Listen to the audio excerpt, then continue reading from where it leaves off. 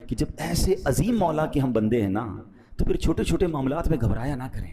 ہاں ہمارے لیے بعض اوقات معاملہ بڑا ہوتا ہے، میرے رب کے لیے کچھ بھی نہیں ہے. ہاں کیوں کر نہ میرے کام بنے غیب سے حسن، کیوں کر نہ میرے کام بنے غیب سے حسن، بندہ بھی ہوں تو کیسے بڑے کارساز کا. اس عظیم مولا کا بندہ ہو کر پھر ہم گھبراتے ہیں، پھر ہم ٹینشن میں آ جاتے ہیں، پھر ہم دنیا والوں کے چکر لگاتے ہیں. زندگی کا ایک اصول بنا لیں، اپنے کام سپرد کریں اپنے رب کے. پرابلم میں آ گئے کہ اللہ مالک ہے، وہ اللہ ہے ہی، جب مالک ہی وہی ہے، کریم بھی وہی ہے، خالق وہی ہے، اس پوری کائنات کو چلا رہا ہے، تو میرے پرابلمز اس کے لیے کچھ بھی نہیں ہیں. بس پرابلم یہ کہ میرا اس سے کنیکشن لوز ہو جاتا ہے، میرا رابطہ کم ہو جاتا ہے، میرا بھروسہ ہل جاتا ہے، یقین شیک ہو جاتا ہے.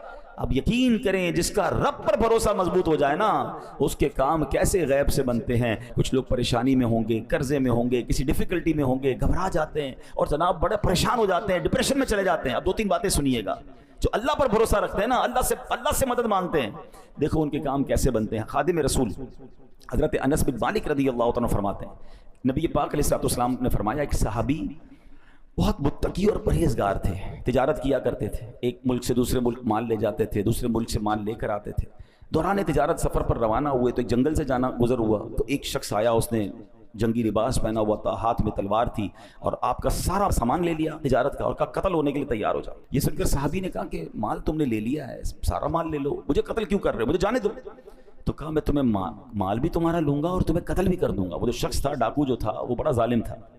اتنا کہنے کے بعد تو جب ڈاکو آگے بڑھا تو آپ نے کہا ٹھیک ہے اب تم مجھے مارنے کا ارادہ کر ہی چکے ہو، مرنے سے پہلے میں اللہ کی بارگاہ میں سجدہ کرنا چاہتا ہوں، تو 4 رکعت پڑھنے دو. اس نے کہا ٹھیک ہے چلو، قتل تو کرنا ہی ہے، تمہیں مال تو لے چکا ہوں، تمہاری خواہش پوری کرتا ہوں. وضو کیا، 4 رکعت نفل پڑھی اور سجدے کی حالت میں اللہ کی بارگاہ میں دعا کی. ترجمہ دیکھیں کیسا پیارا ہے. اے ودود، اے عرش مجید کے مالک، اے وہ کہ ہمیشہ جو چاہے کرنے والا ہے، تیری عزت جس کی کوئی انتہا نہیں، میں تجھے تیری اسی عزت کا واسطہ دیتا ہوں. اے ایسی بادشاہت کے مالک جس پر کوئی دباؤ نہیں ڈال سکتا، وہ نور جس سے تیرا عرش روشن ہے، میں تجھے اسی نور کا واسطہ دیتا ہوں. اے میرے پروردگار مجھے اس ڈاکو کے شر سے محفوظ فرما. اے مدد کرنے والے میری مدد فرما، اے مدد کرنے والے میری مدد فرما، اے مدد کرنے والے میری مدد فرما. صحابی رسول نے گر گڑا کر 3 بار یہ دعا پڑھی. ابھی دعا سے فارغ نہ ہوئے تھے، اچانک ایک گھڑ سوار آئے، ان کے ہاتھ میں بھی تلوار ہے. اس ڈاکو کا کام تمام کیا، اس کو جناب مار کر اب وہ واپس جانے لگے. تو اب جب وہ گھڑ سوار جو آئے تھے، صحابی رسول کہتے ہیں آپ کون ہیں، اس جنگل میں کہاں سے آ گئے، میری مدد کیسے کی آپ نے؟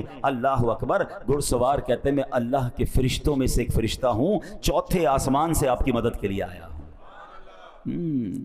ہمیں لگتا ہے کہ کون مدد کرے گا، میں تو پھنس گیا، مجھے تو گھیر لیا گیا، مجھے تو دبا دیا گیا، دیوار سے لگا دیا گیا ہے، قرضہ میرا بڑھ گیا ہے، سارے لوگ میرے پیچھے پڑ گئے، میں کیسے نکلوں گا؟ ہم کیوں بھول جاتے ہیں؟ کیوں کر نہ میرے کام بنے غیب سے حسن، بندہ بھی ہوں تو کیسے بڑے کارساز کا. پہلے یہ مانو تو صحیح میں اللہ کا بندہ ہوں، یہ ساری دنیا میرے خلاف ہو جائے، اگر رب کی مدد میرے ساتھ ہے تو کوئی کسی کا کچھ بگاڑ نہیں سکتا ہے. وَتُعِزُّ مَن تَشَاءُ وَتُذِلُّ مَن تَشَاءُ. ہمارا پرابلم یہ ہے ہم سب کے پاس جاتے ہیں، ہم رب کے پاس نہیں جاتے. اچھا یہ جو دعا ہے حضرت انس بن مالک فرماتے ہیں جو شخص وضو کرے 4 رکعت پڑھ کر انہی کلمات کے ذریعے دعا کرے جن کلمات سے اس صحابی نے دعا کی، تو وہ دعا بھی قبول